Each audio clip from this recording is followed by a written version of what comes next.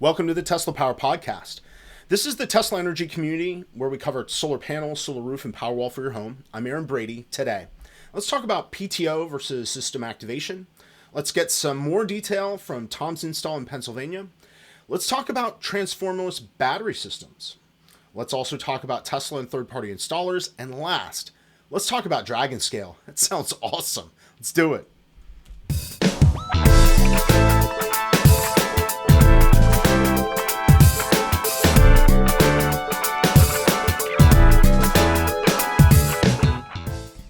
So let's kick off the podcast with community input. Of course, you are that community. So comment below, call 203-816-5150, or you can email teslapowerpodcast@gmail.com.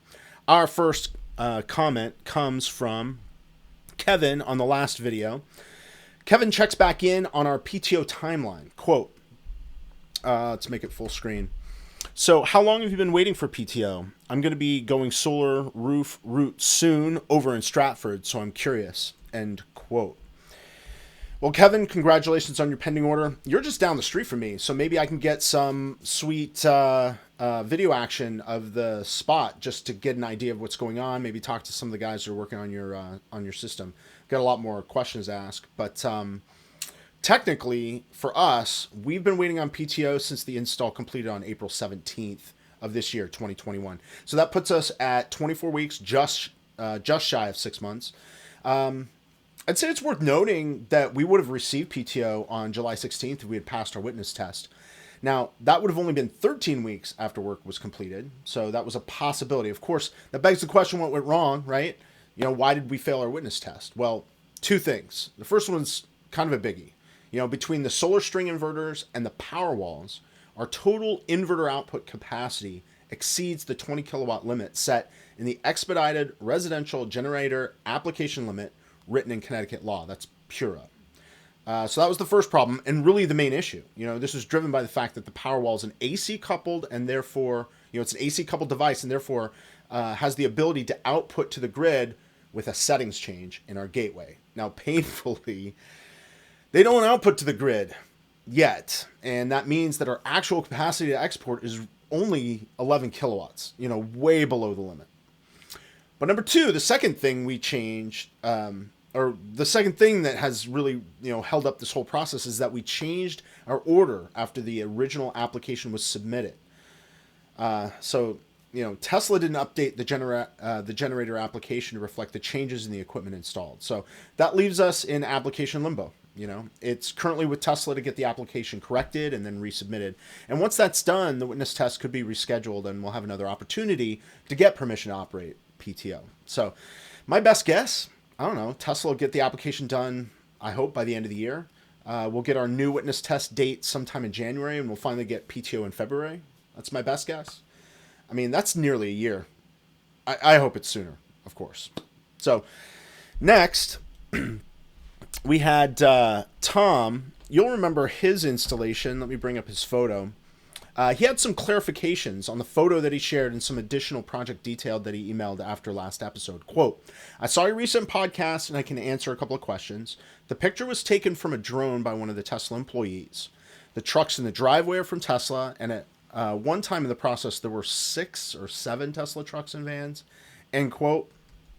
Now, sounds like your experience was a bit more extreme than mine. When we had our install, there was, definitely, it felt overwhelming with how many people were on site for the start of the project. I mean, I didn't have as many things happening at once. You had basically everything happening at one time. So we only topped out at 4 trucks, including when the electricians were on site. But we were still, about 10 people on site at any given time.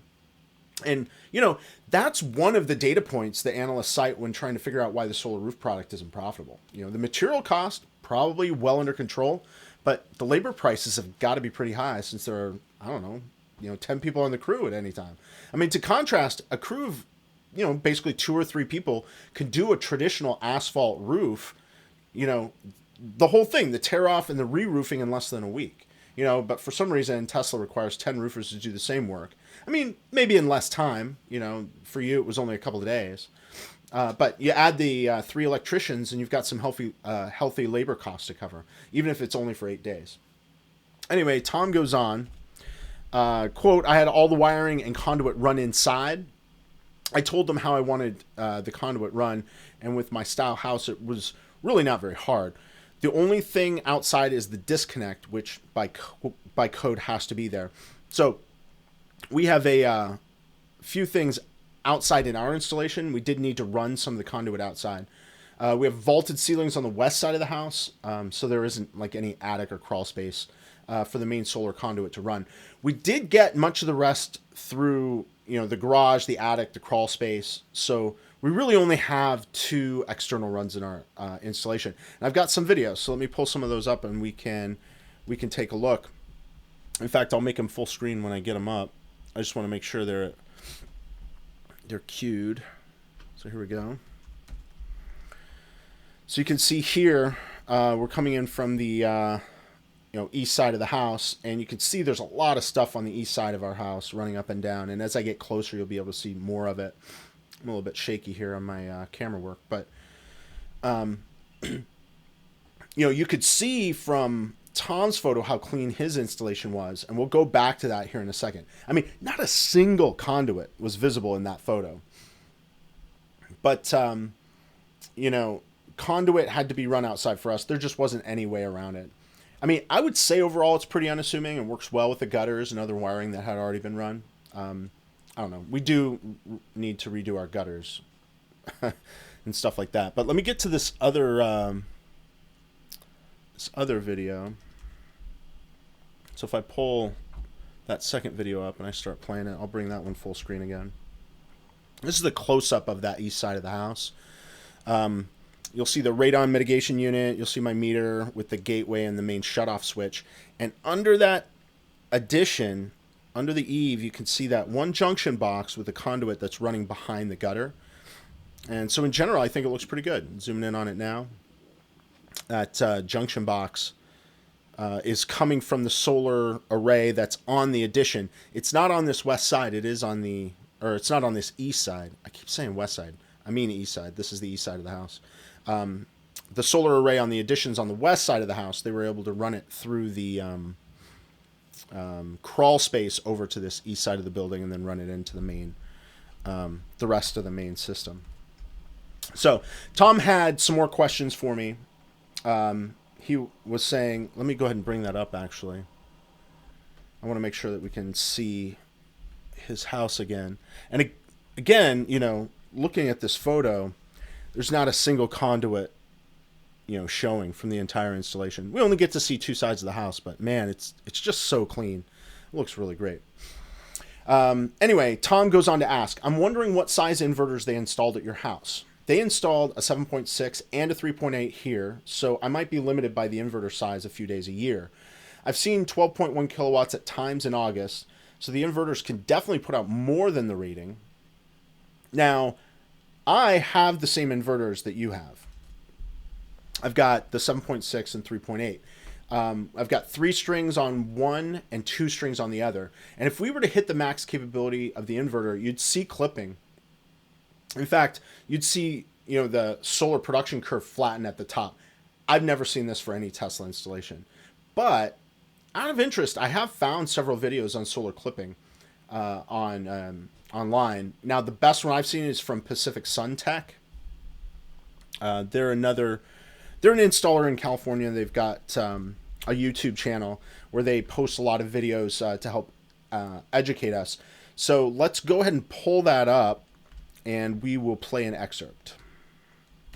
Now, in almost all cases, the DC rating of your solar system is going to exceed the AC rating, and that's okay. And that's where this terminology comes from for clipping.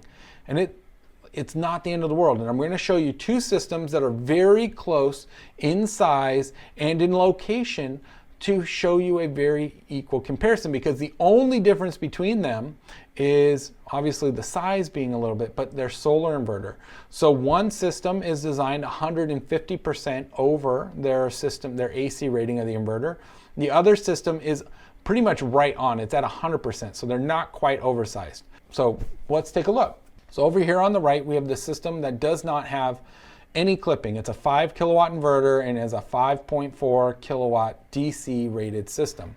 Now again, you are dealing with two different ratings. You have your solar panel rating, which is in DC, and then you have your inverter rating, which is in AC. They're always going to be different, and usually the DC rating is more than the AC rating. Now if we see this system, we can see it goes up and it comes down. Now this is what most people expect to see with their solar system. It goes up and it goes down. That's your solar production for the day. You have this nice little belt curve. Now if we look at the system on the right, which is a 3.8 kilowatt inverter connected to a 5.9 kilowatt DC system, the max this inverter allowed, which was 150% at the time, you can see we have a much different story. And this is where clipping comes in, because you see we've clipped off the top. But that's not a bad thing. So as you can look at, this system produced 31 kilowatt hours for the exact same day versus this other system that produced 28 kilowatt hours. Now, yes, the system on the left has one more panel than the system on the right, and it has a smaller inverter. But one panel, if we deducted that, these systems are pretty much equal. So the clipping has basically done nothing negative to the system. It actually is a good thing when it's designed right for clipping. When you reach your peak performance of your solar inverter holds that and produces that maximum amount of power for as long as it possibly can. Whereas with the system on the right, you kind of you never reach your peak. So you're always just going through the belt curve, and that's okay.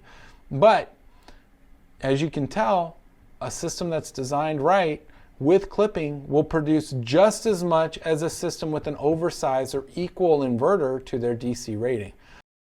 So, I don't know. Tesla doesn't seem to believe in this. I don't know. It has more to do with the variety of inverters that are available, in a full range of prices to companies that are not just selling one kind of inverter, like Pacific Suntech.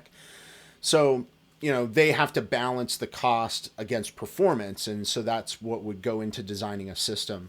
But clearly, if you're clipping off your solar input, then you are losing that energy. You don't have the chance to store that energy and use it later. But, I do wonder if solar clipping would reduce the lifespan of a solar inverter as well. It definitely seems likely. If you're overworking an appliance over time, either heat's going to get to it or, the power electronics are just not going to be able to hold up over time. But it's also possible that Tesla inverters just perform better at both ends than other inverters on the market. They have very good low capacity. I've pointed out before that my inverter is generating power earlier in the curve than my brother-in-law's inverter. He's got a solar edge, much like what was shown in the video over there. So we produce more electricity on cloudy days than he does, because we start generating power earlier, because we don't have to send as much electricity into the inverter to start generating enough electricity to power on all of the electronics. So we should do an episode on this. I need to get him on the podcast anyway. And Tom goes on, quote, Tesla did not put an essentials panel in. Let me bring up his photo again. It just looks so good, man. Anyway, they didn't put an essentials panel in, but they put another electric box with the main for the house, the heat pump, the range, the garage sub panel, and the garage sub panels because of the pool pumps, and the 3.8 inverter. That all went on this other sub panel. So if the grid goes down, I will not have power to any of those components. The small inverter will shut down because I only have the one power wall, and apparently they'll only allow one 7.6 inverter per power wall. Because of the 5 kilowatt charge rate, that's probably the limiting factor. My thought about having a power wall seems to be slightly different than most people. We have one for net metering, so I don't see the need to use the battery for self-power. I very seldomly lose electricity for more than a few hours, and I've never lost it more than a day. I need the battery just to keep the solar working in an outage, to keep the lights, refrigerators both on, and to have water, end quote.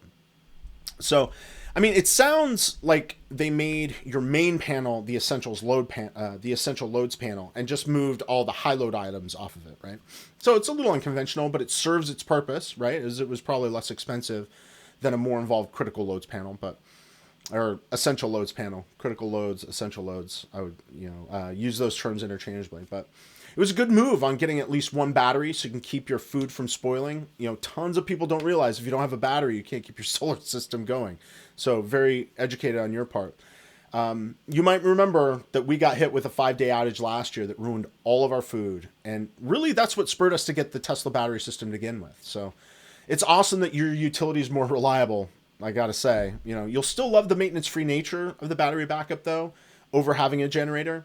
You do have some automatic start generators, but those things still require some maintenance, especially with like the fuel. The fuel doesn't just stay good for all time. And when it kicks in, it's nearly seamless, So tell us about your next power outage experience. We'd love to hear how the solar roof and the Powerwall perform for you. Would be super interesting to hear. So thank you to the 2 commenters that have contributed to this episode. If you want to get involved, do not forget that you can comment below. You can call 203-816-5150, or you can email teslapowerpodcast@gmail.com. Now let's take a quick break. We'll come back for some videos on transformerless inverters, some third-party installers, and Dragonscale Valley. Be right back.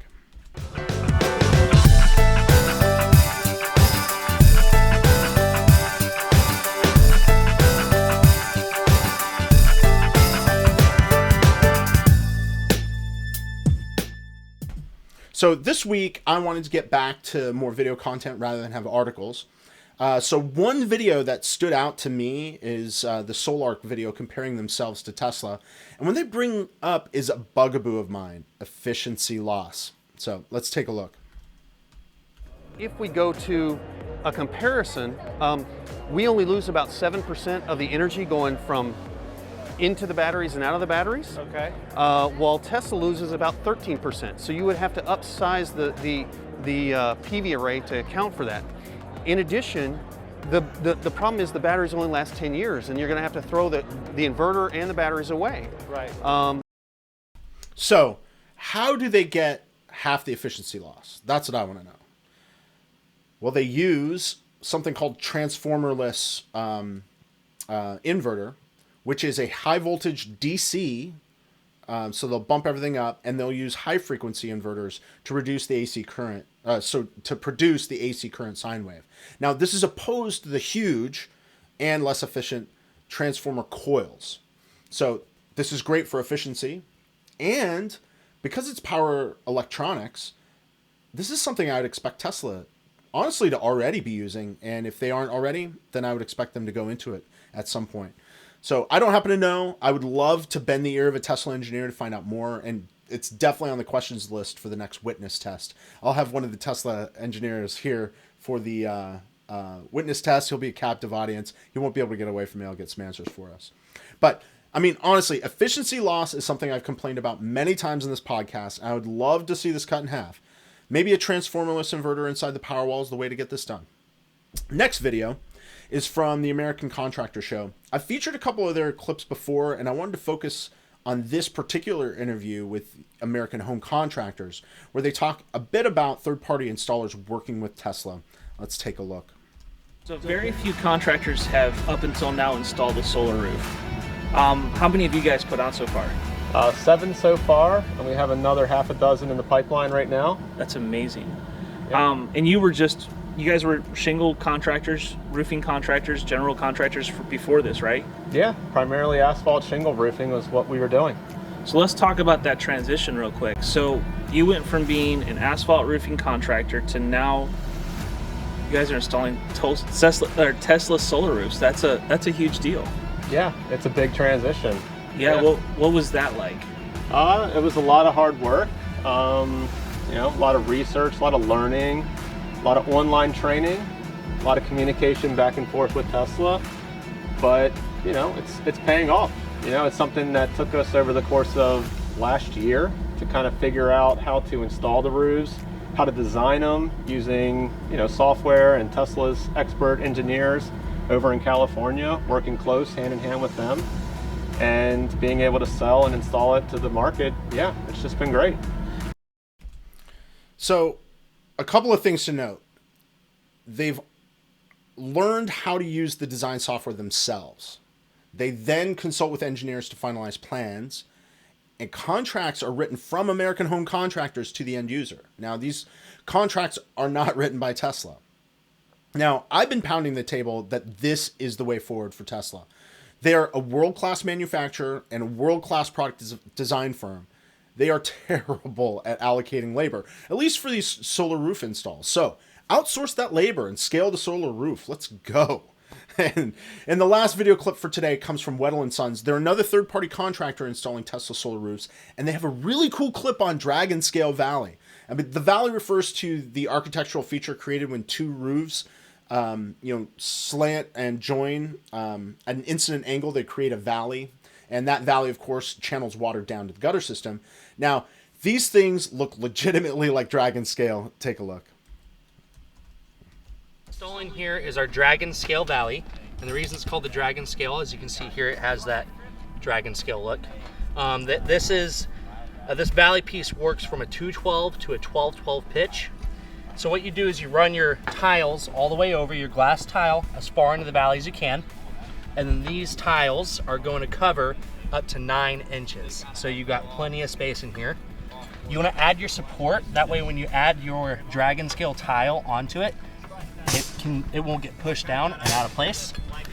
Also, you have this little clip down here that is going to slide underneath your tiles, and these little tabs up here that are going to fold over the top. So what we're going to do is set it in the valley like so and slide it up into place. So it's nice and supported. You're going to bend over your tab, and then what you're going to do is you're going to put a couple screws here in place.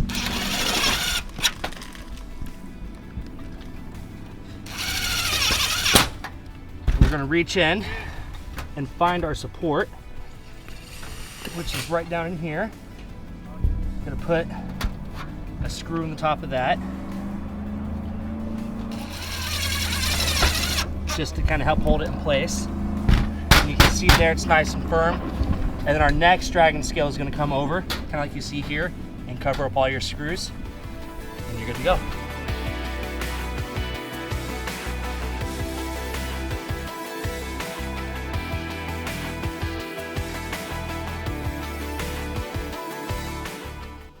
So it's clear to see how much labor that goes into the assembly of these roofs. You know, the pieces fit, I would say, pretty elegantly together. Once you get some experience installing it, looks like it could go really quickly.